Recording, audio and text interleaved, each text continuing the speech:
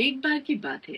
एक गांव में सोनी नाम की एक छोटी सी लड़की रहती थी। वो बहुत गरीब थी। उसकी माँ की तबीयत खराब रहती थी। एक दिन, सोनी बेटी मेरी दवाइयाँ ले आओ। सोनी गांव के वैद्य के पास जाती है और दवाई लेकर अपनी माँ को देती है। कुछ दिन ऐसे ही बीत जाते हैं, लेकिन कविता की तबीयत बिगड़ती जाती है। अब मैं क्या करूँ? माँ की तबीयत तो ठीक ही नहीं हो रही। ऐसा करती हूँ, गांव के बाहर जो अंग्रेजी दवाइयों के डॉक्टर है, उन्हीं से माँ की दवाई ले आती हूँ। फिर सोनी महंगे अंग्रेजी डॉक्टर के पास जाती है और उनसे दवाई लेती है। अरे ये क्या, इतने पैसों में ये दवाई नहीं आएगी, और पैसे देने होंगे तुम्हें। लेकिन मेरे पास तो इतने ही पैसे हैं। मेरी माँ की तबीयत बहुत खराब है, लेकिन मैं कुछ नहीं कर सकती, मैं भी यहाँ नौकरी करती हूँ। सोनी खाली हाथ वापस आ जाती है। बेटी, अब मैं नहीं बचूंगी, मेरा आखिरी समय आ गया है। माँ, ऐसा मत बोलो माँ, मैं अकेले कैसे रहूंगी, और मेरा ख्याल कौन रखेगा? तुम एक बहादुर लड़की हो, तुम्हें अपना ध्यान खुद ही रखना होगा।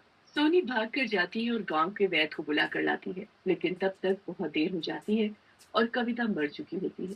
अब कुछ नहीं हो सकता बेटी। अब तो वैद्य है, सबकी जान बचाते हैं, मेरी माँ को भी ठीक कर दो। अब कुछ नहीं हो सकता, इनके शरीर से जान निकल चुकी है। इतना बोलकर वैद्य वहां से चले जाते हैं। फिर कुछ दिन बीत जाते हैं, लेकिन सोनी को बिल्कुल अच्छा नहीं लगता। सोनी जब देखो अपनी माँ की फोटो के आगे बैठकर रोती रहती थी। उसको खाने पीने के लिए भी कोई पूछने वाला नहीं था, और ना ही उसका कोई ख्याल रखने वाला था। बहुत भूख लगी है, पर मैं क्या खाऊं? वो पड़ोस से खाना मांगने जाती है। काकी, बहुत भूख लगी है, कुछ खाने को दे दो ना। चल भाग यहाँ से, इतने गंदे कपड़े पहन कर आ गई सुबह सुबह। अब मैं क्या करूं, कहाँ जाऊं? फिर उसे मंदिर दिखता है और वहां किसी ने प्रसाद चढ़ाया होता है। सोनी उसे देखकर खुश हो जाती है और भगवान की मूर्ति के आगे से वो खाना उठाकर खा लेती है। कुछ दिन बीत जाते हैं। फिर एक दिन किसी के घर का दरवाजा खुला होता है।